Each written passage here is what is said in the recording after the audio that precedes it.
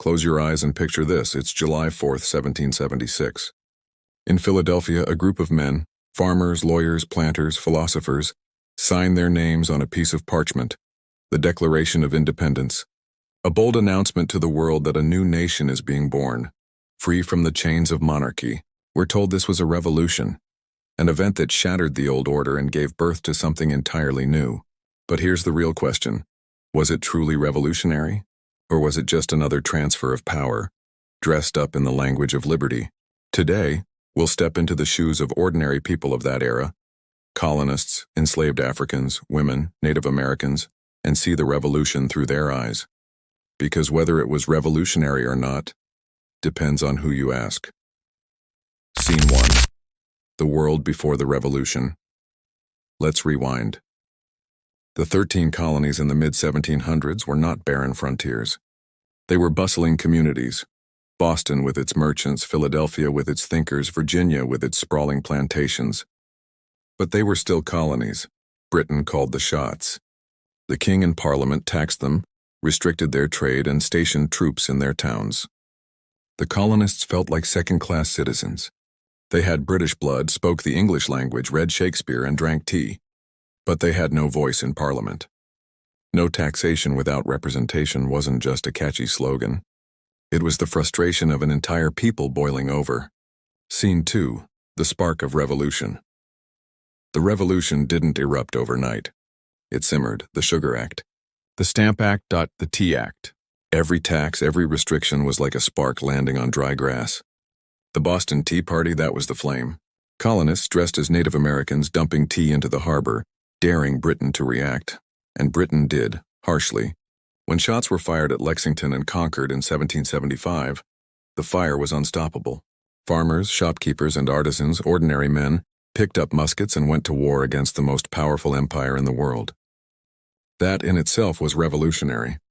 Never before had colonies so boldly declared independence. Scene 3. Revolutionary ideas. But here's where it gets interesting.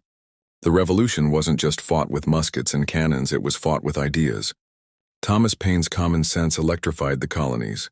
He said kings were not chosen by God, that monarchy itself was a fraud, that people could govern themselves. This was radical thinking in the 18th century. Imagine being told all your life that power flowed down from kings who ruled by divine right, then suddenly being told, no, power flows upward, from the people. That idea shook the world. And in that sense, yes, the American Revolution was revolutionary. Scene 4. The contradictions. But hold on, let's look closer. The Declaration of Independence declared, all men are created equal. Yet when those words were signed, nearly 500,000 people remained enslaved in the colonies. In Virginia, where Thomas Jefferson penned those words, enslaved Africans worked his fields. Women who played critical roles in boycotts, protests, and even in supporting soldiers were denied political rights. Native Americans, they weren't included in this vision of liberty. In fact, many lost more land after the revolution than before. So here's the contradiction. A revolution for some, exclusion for others. From the perspective of enslaved people, the revolution was not freedom. It was another promise broken. In fact, many enslaved Africans joined the British side because Britain offered them emancipation for their service. For them, the patriots weren't liberators, they were men fighting to preserve slavery. Scene 5. Was it just a change in elites? Now ask yourself, who really benefited after independence? Yes, America gained sovereignty. No more king across the ocean. But power largely remained in the hands of wealthy white men. The Founding Fathers spoke of liberty, but they also made sure the new government protected property, including human property, in the form of slavery. In many ways, it wasn't a social revolution. Like the French Revolution decades later, it didn't topple aristocrats, it didn't redistribute wealth, it didn't bring universal equality. Instead, it replaced one ruling elite, the British, with another, the American gentry. So was it revolutionary or just an elite reshuffling? Scene 6, but don't forget the impact. And yet, to stop there would be unfair. Because while the revolution did not deliver full equality, it planted ideas that could not be unplanted. The concept that government should be based on consent, that people had natural rights, that ordinary citizens could rise up against tyranny, these ideas spread like wildfire. In France, revolutionaries looked to America as an example. In Haiti, enslaved people were inspired to fight for their freedom. Across Latin America, leaders like Simón Bolívar saw that empires could be broken. The revolution didn't just change America, it changed the world. Scene 7, the People's Revolution. And let's not forget, the revolution wasn't fought only by generals in powdered wigs. It was fought by blacksmiths, farmers, and mothers who melted down pewter dishes to make bullets. It was carried on the shoulders of soldiers who marched barefoot in the snow at Valley Forge. For them, the revolution was real. It meant risking everything for the chance at self-rule. Even if the new America wasn't perfect, they believed in the possibility of something better. Scene 8, the legacy today. Fast forward to now.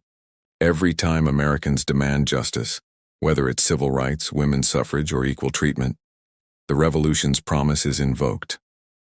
The words, "all men are created equal," have been quoted by abolitionists, suffragists, Martin Luther King Jr., and countless others. The revolution's true power may not have been in what it achieved immediately, but in what it set in motion. So was the American Revolution revolutionary? If we define it as complete social transformation, like overturning every hierarchy, then maybe not. It left too many chains unbroken. But if we define it as a spark that forever changed how people view government, power, and freedom, then absolutely, it was revolutionary. The truth is, the revolution was both incomplete and enduring. A paradox of liberty and equality, a story of promises made and promises delayed, and maybe that's what makes it so human. Because revolutions are rarely perfect, but they leave echoes that generations later still demand to be answered. Final feeling. The American Revolution might not have been the end of the fight for freedom. Maybe it was only the beginning.